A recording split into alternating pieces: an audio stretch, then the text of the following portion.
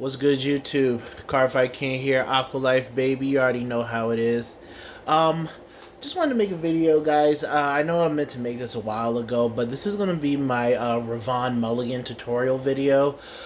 Um, I've been dealing with work, and because I work at home during this quarantine, and then the work, I'm tired. It's mentally exhausted. It's just a lot, but that's neither here nor there. I wanted to give you guys this video as I, promised someone I do this week. So basically, what I'm going to go over in this video is really kind of like what I look to Mulligan for, and how I generally approach the matchup. Now, obviously, it's not a perfect strategy. No Mulligan strategy is perfect in the sense that, especially because I'm running 4 grade 3s, that you're guaranteed to get it each time. But what I want to do is optimize and increase the chance that I do get the card that I want to get.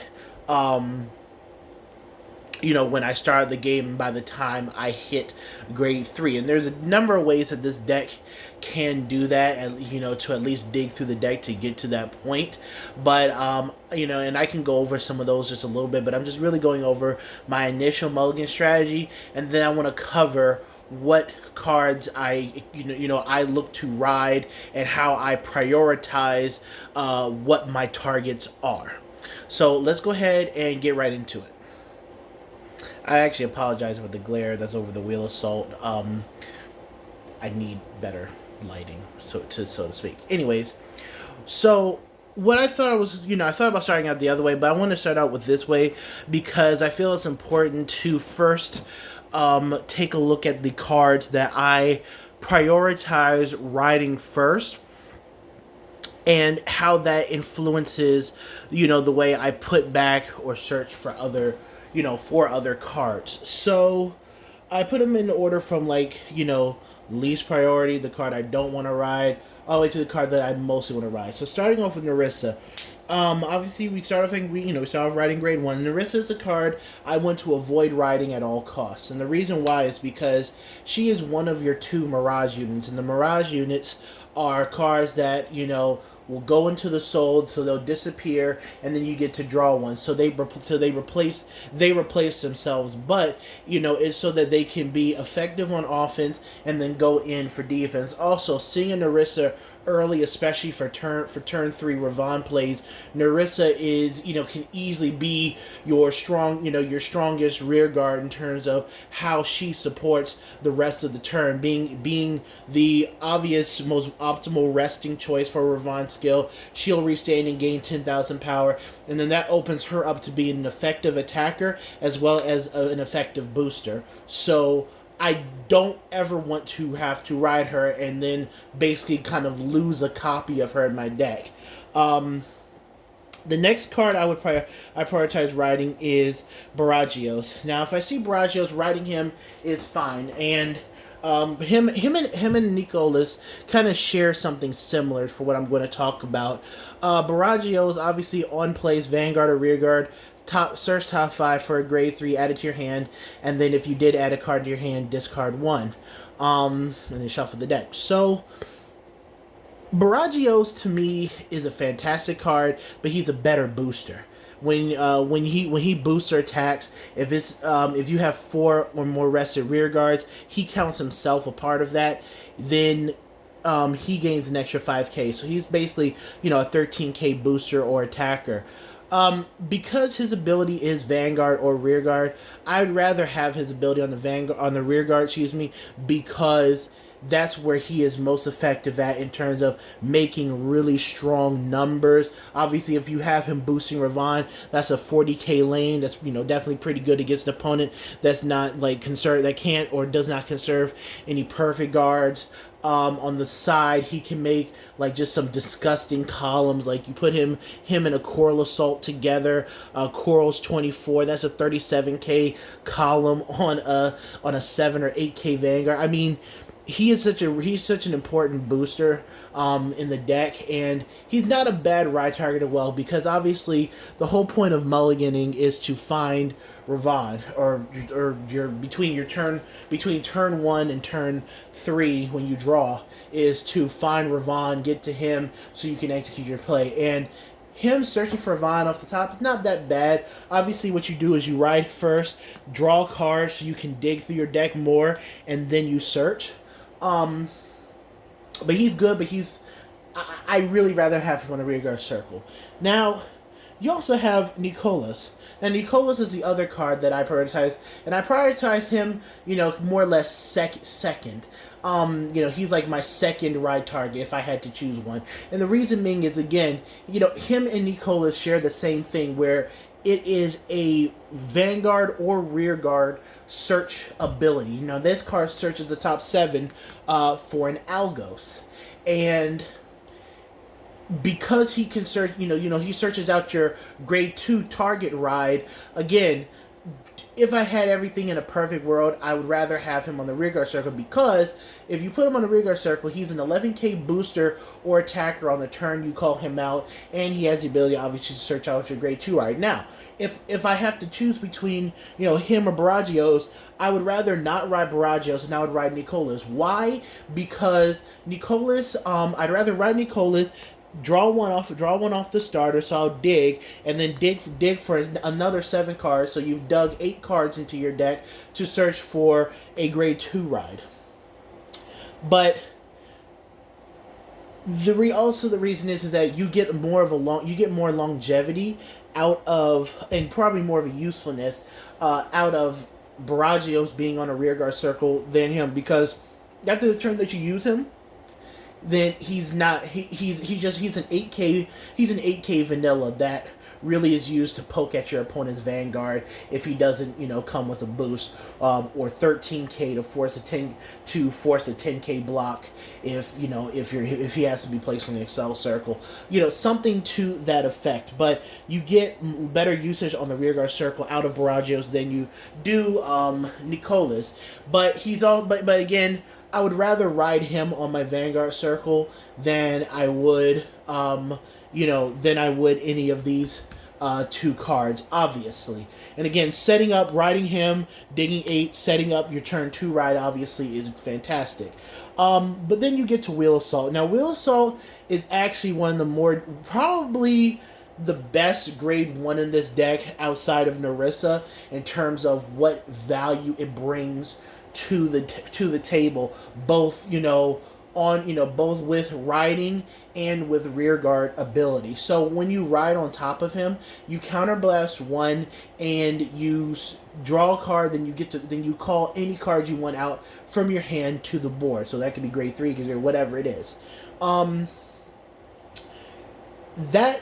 To me, that's such a good filtering effect, because there are a lot of games where it's like, okay, ride, draw a card, then if I ride my grade 2 over him, counterblast 1, draw a card, call a card out, call one of these 2 cards out, and then I get to search. And then a lot of the times I find that obviously that's not, you can't tell what the accuracy is, but that's really a really nice development between between a very solid turn 1 ride and a turn 2 play. And even if you just ride him and you have him in your hand, you can ride, draw a card, drop him on the rearguard circle where he's most effective, and both of them, 1 or 2 of them, and then perform your search abilities. So and obviously, in addition to that, like, if he's on the rearguard circle, what he does. They made him free in V era, back in original set 13 when he came out. He costed a counterblast 1 to swap 2 cards at the end of the battle that he boosted.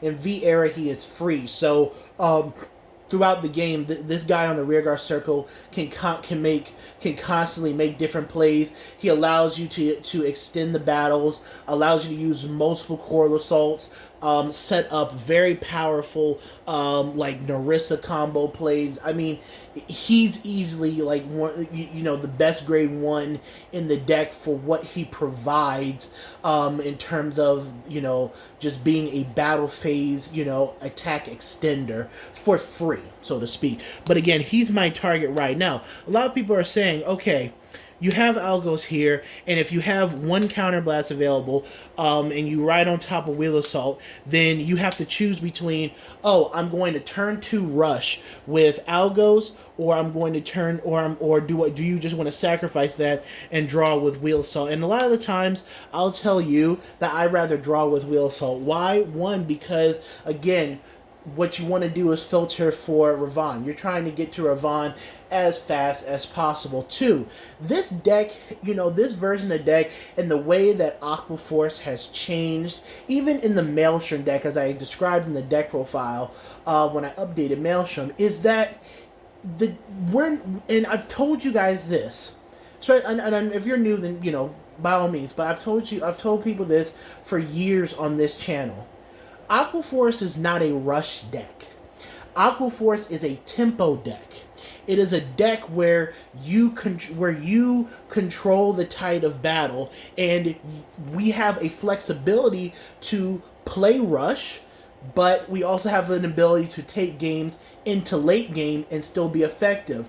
To be honest, if we were to give our deck some type of title, I've been playing a lot of Room Terror, so excuse me for that, but we are more of a mid-range deck with extreme flexibility. Now, with the way that these decks are, optimally constructed, is that Revonn is a deck that tries to kill you by turn 3, if not turn 4. And what I mean by that is that Revonn has such immense pressure on the turn 3 turn, being a 27k hitter, having triple drive, having cards like Gallius to restand, Foivos, who has the potential to restand.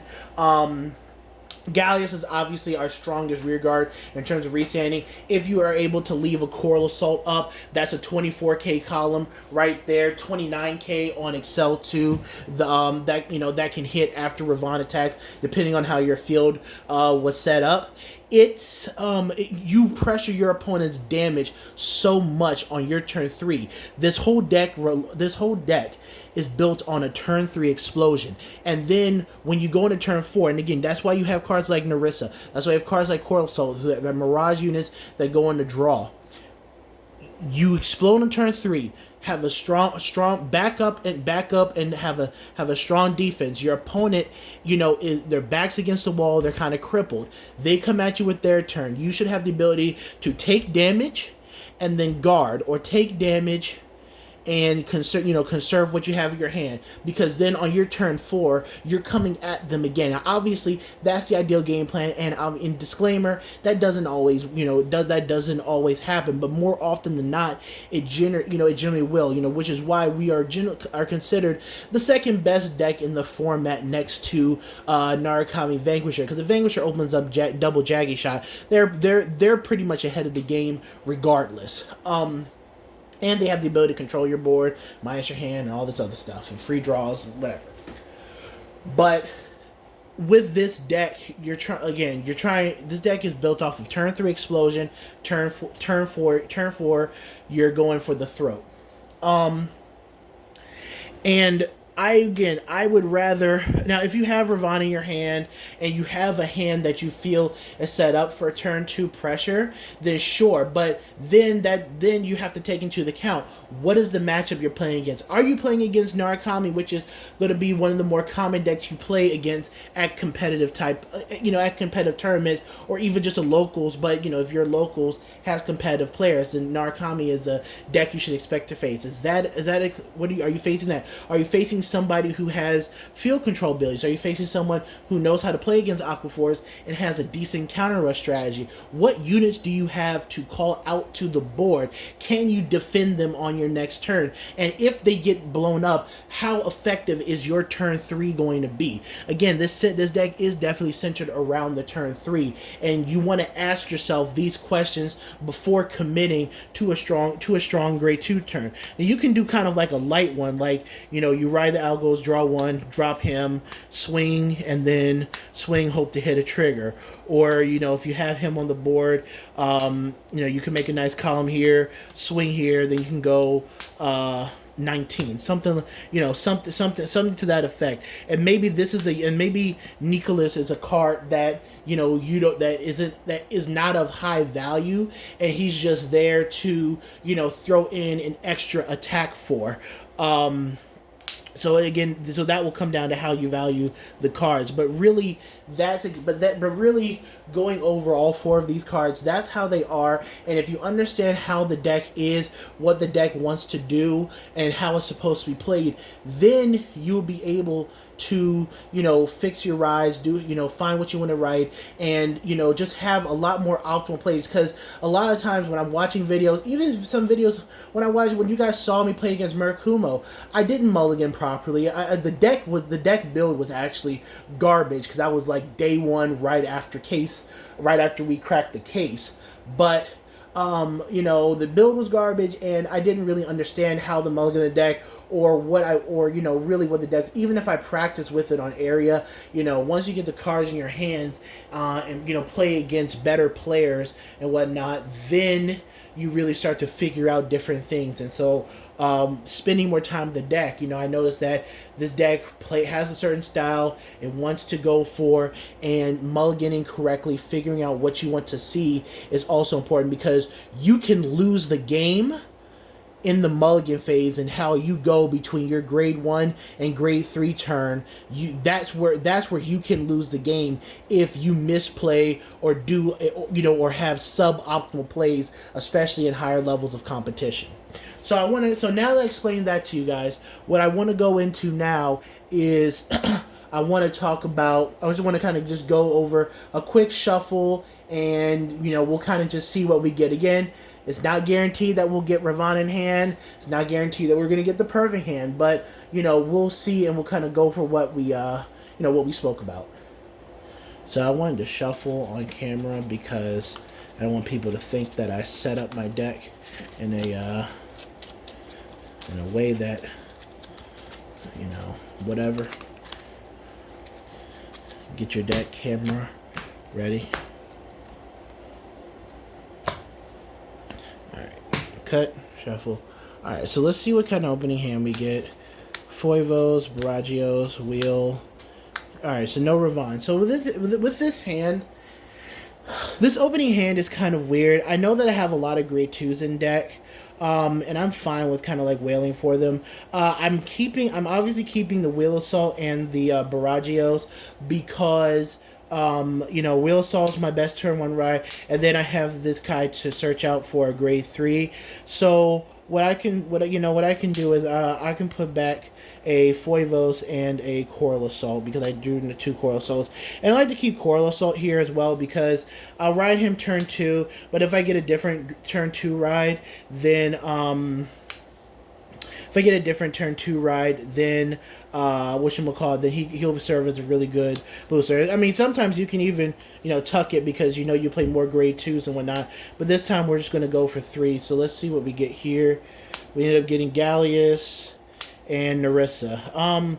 So really not the greatest opening hand, but we got Gallius, and obviously Gallius is our best grade 2 in the deck, to be honest. For what this deck wants to do, he's honestly the best grade 2.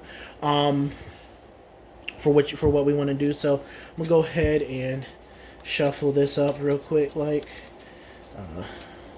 get everything done. And I'm gonna make a video about Gallius, because I feel as if when I'm watching other people play Aqua Force on YouTube, a lot of people put Gallius in the position where he cannot succeed the best, and it's very simple. Gallius has one spot that he goes in all situations. I don't care what happens. Unless you open up butt and you just got to him and whatever it is, Gallius has one place that he goes. One place. That is the most optimal place that you only want to have him on, because that is where he'd be the most effective, and he turns the tides of the game. And I'll make a video on that, because I really it really bothers me. So we'll draw for turn, drew into a trigger. So obviously we're gonna ride draw, got another trigger. I draw my triggers quite a bit. I guess if we're going first, take a damage. Oh yeah, draw trigger. Power draw, got Narissa again. And then draw for turn. Draw for turn. Okay, we got the Revonn. Even if we didn't get the Revonn, the optimal play would be to ride this. Still, we'll do Counterblast 1, draw a card, draw into the Nicholas, and then we would slap down a Baragios, and we get our grade 3 search off, and we found Revonn off the grade 3 search. Again, what it allowed us to do was we dug one card, and then searched the top 5. So instead, it's really more or less. Oh yeah, and you had to call him out. It's really more or less you ride, and when you use his ability, you're checking the top 6 for a Revonn card instead of checking checking just the top 5. This combo here essentially allows you to check the top 6. To add Revonn to your hand. And even if you didn't find Revonn, you still have the ability to, you can go ahead and probably drop a Nicholas here, or drop a Nicholas here, search the top 7 for algos, and depending on how desperate you are, I usually probably wouldn't do this, but if you're maybe a turn play, if you're desperate enough, you can get off a rush, kind of like this, or if you want your Vanguard to hit, because he's an 11k booster, you can do something like that. You can throw 11 here. You could swing 17 at the Vanguard, and then this is 13 and 8. That's a 21k column, and then 4 rear guards rested. Both abilities are auto and they activate, so you can toss both into the soul, and then you draw your 2 cards. Again, then you'd still be digging. Now, how would your turn 3 look? I mean, you have a Nico in the front, you have a Baragios in the back, you have Gallius set up, and then now we have 2 extra cards here, and we have Revonn. We have Revonn ready to go, and the Gallius. And then we still have our draw for turn, and whatever card we draw off of the Excel circle if we were to get it. But pretty much that was kind of sloppy towards the end, but that's pretty much how it works. You want to just optimize how far can you dig into your deck to find the optimal units that you need. In this instance, I did hit the draw trigger that put him in my hand. But even if I didn't hit a draw trigger, I still would have ended up getting him to hand, whether it was by draw for turn, or digging one. So if you think about it, draw for turn, that's 1 card you dug. Right on top of wheel assault, draw a card, call a card to board. That's 2 cards you dug. Drop the Baragios search top 5. So that means that you went through 7 cards off the top of your deck, and if you didn't damage it on your first damage, then that means that you went essentially through 8 cards, from the top of your deck to find a Revonn. Now, obviously, if this damage was a Revonn, then you would have a sad face, because then you could say, oh well, you could have played the Baragios, and you can play the Baragios. Like, after you ride the wheel assault, draw 1, you can play the Baragios and do that. I just figured that if you play the play the Baragios after during your turn 2 and combo that into that, you increase your search range to find Revonn. But I do acknowledge that if you damaged him, then yes, that would suck, and you would still end up having less of a search range for Revonn. But you'd have to make different plays there. But that's the tutorial, guys. I hope you guys enjoyed. I hope it was informative. I know it was 23 minutes long, but I had a lot of information, and I wanted to make sure that you guys got it. And when you do play your Revonn, whenever we're out of this quarantine, that maybe you can take some of these in the way that I'm thinking into your next match. All right, but this is Cardfight King, Aqua Life Baby, and we out.